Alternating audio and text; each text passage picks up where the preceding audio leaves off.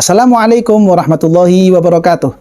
Alhamdulillah, para pemirsa channel YouTube MZT Malang Raya dimanapun Anda berada, kita bisa kembali lagi pada tayangan-tayangan kita di channel YouTube MZT Malang Raya.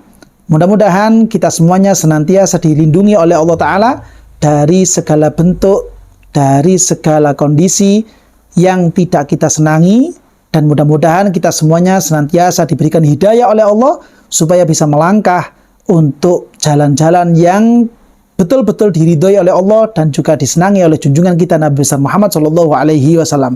Amin ya rabbal alamin.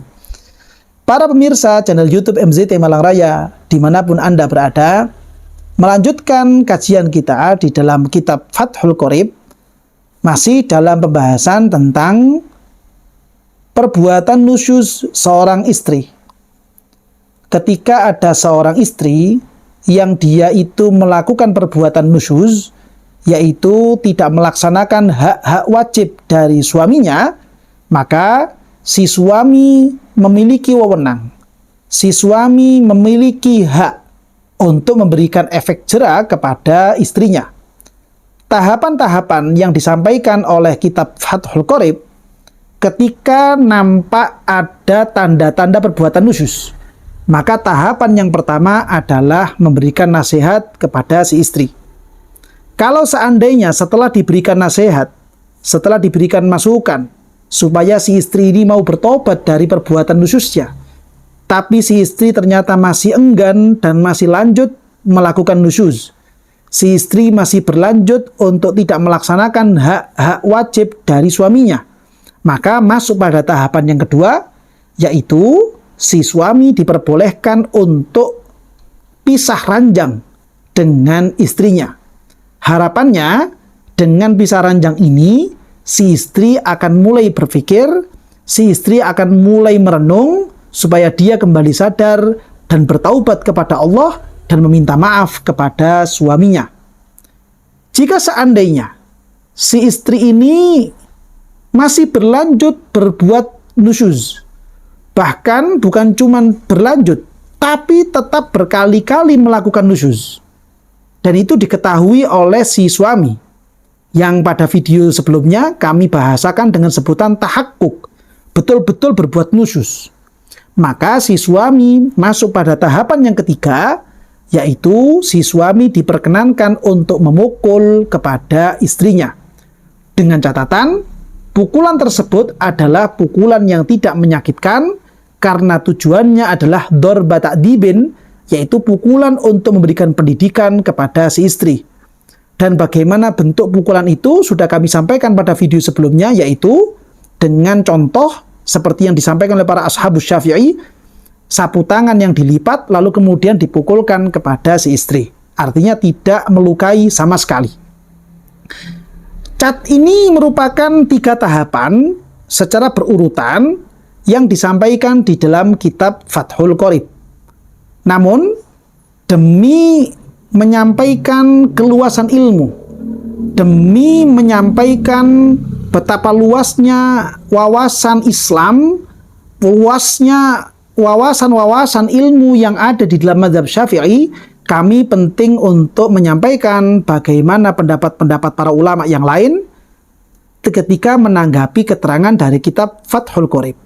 Terutama yang biasa kami pegang adalah keterangan dari kitab Syekh Al-Baijuri dan juga keterangan yang ada di dalam kitab Hasyiah Al-Bujairami terhadap kitab Al-Iqna. Dalam hal ini, Syekh Al-Baijuri, beliau memberikan tanggapan bahwa 3 urutan dari kewenangan suami memberikan hukuman kepada istrinya ketika nusyuz, mulai dari nasihat, kemudian pisah ranjang, kemudian memukul, beliau menyatakan wahiyya thariqatun dha'ifatun. Ini merupakan pendapat yang lemah yang ada di dalam mazhab Imam Syafi'i. Lalu timbul pertanyaan, kalau ini adalah pendapat yang lemah, kira-kira pendapat yang mu'tamad di dalam mazhab Syafi'i itu yang seperti apa? Beliau dalam hal ini menyatakan wal mu'tamadu annahu mata tahaqqaqan nusyuzu jaza lahud darbu wa illam tusir alaihi falaisa hunaka illa martabatani. Yang artinya, yang pendapat muktamad di dalam mazhab Imam Syafi'i, annahum mata tahaqqaqan nusyuzu. Kapanpun perbuatan nusyuz itu betul-betul terjadi, dilakukan oleh si istri, jaza lahud darbu. Si suami diperkenankan untuk memukul. Jadi kalau awalnya itu hanya nampak tanda-tanda perbuatan nusyuz, maka si suami diperkenankan untuk memberikan nasihat. Tapi kalau ini tanda-tanda ini kemudian terbukti, artinya si istri itu memang betul-betul melakukan perbuatan nusyuz, atau bahasa kitabnya itu disebut dengan tahakkuk, jazalahud darbu. Si suami diperkenankan untuk memukul, walaupun tanpa melakukan pisah ranjang. Itu diperbolehkan. Bahkan bukan cuma itu, ketika keterangan kitab Fathul Qorib menyatakan bitakarrurihi minha, yang mana si istri itu diperbolehkan untuk dipukul ketika berkali-kali melakukan nusyuz. Menurut pendapat yang utama tidak harus berkali-kali. Walaupun si istri itu satu kali melakukan perbuatan nusyuz, ya, dan dengan catatan perbuatan nusyuz ini walaupun satu kali tapi tahakkuk, memang betul-betul melakukan perbuatan nusyuz, si suami tetap sudah diperbolehkan untuk memukul kepada si istri. Ya. Sehingga kalau dari kesimpulan pendapat yang muktamad dalam masalah ini hanya ada 2 tingkatan, bukan 3 tingkatan seperti yang diterangkan di dalam kitab Fathul Qorib. Hanya ada 2 tingkatan, yaitu menasihati ketika yang nampak hanya tanda-tandanya saja. Kalau sudah tahakkuk, memang betul-betul nusyuz, maka si suami langsung diperkenankan untuk memukul.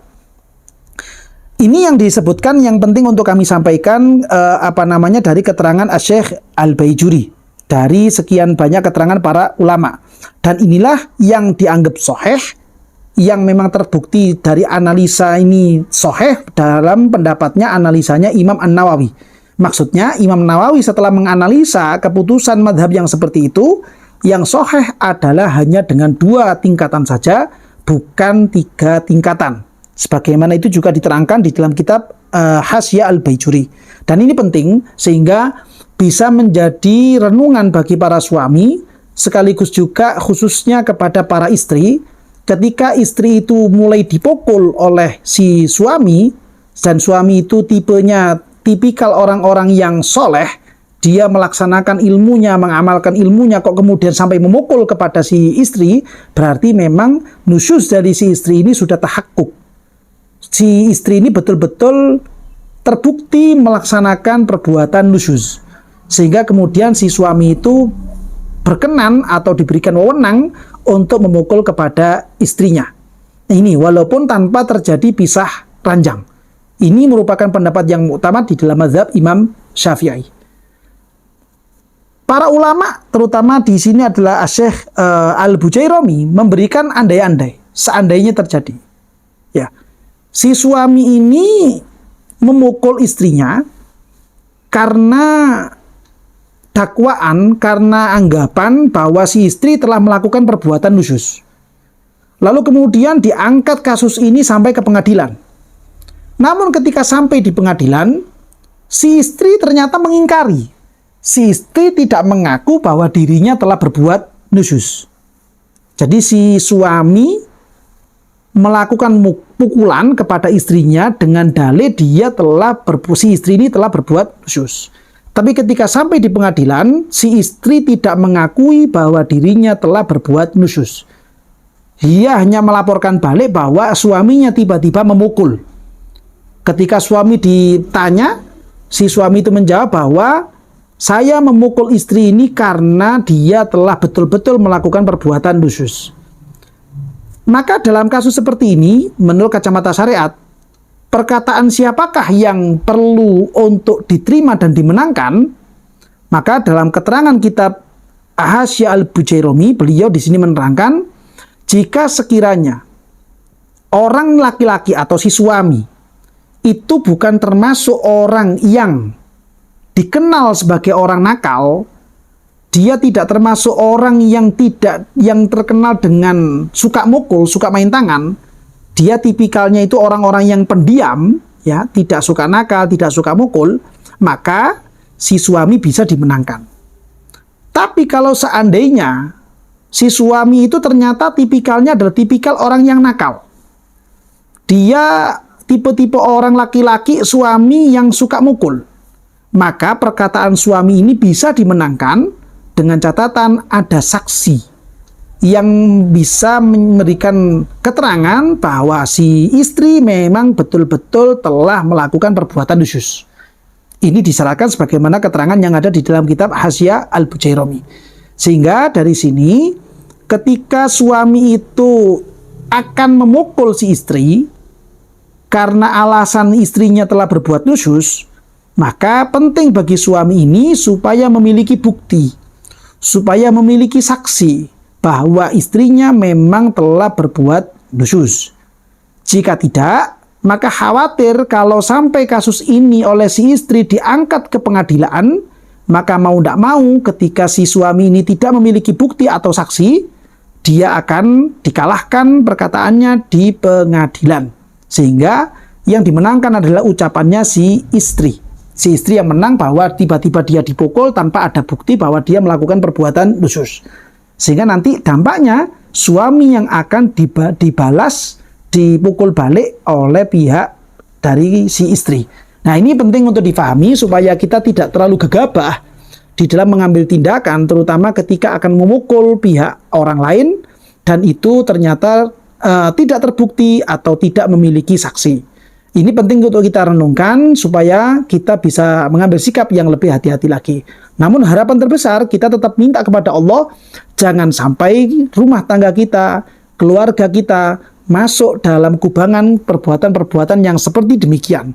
Mudah-mudahan keluarga kita semuanya, sanak famili kita, senantiasa dikondisikan oleh Allah dalam keadaan yang baik-baik saja, rukun-rukun saja, damai semuanya, tidak ada masalah-masalah yang sampai menimbulkan perpecahan atau bahkan perceraian di dalam rumah tangga. Amin ya rabbal alamin.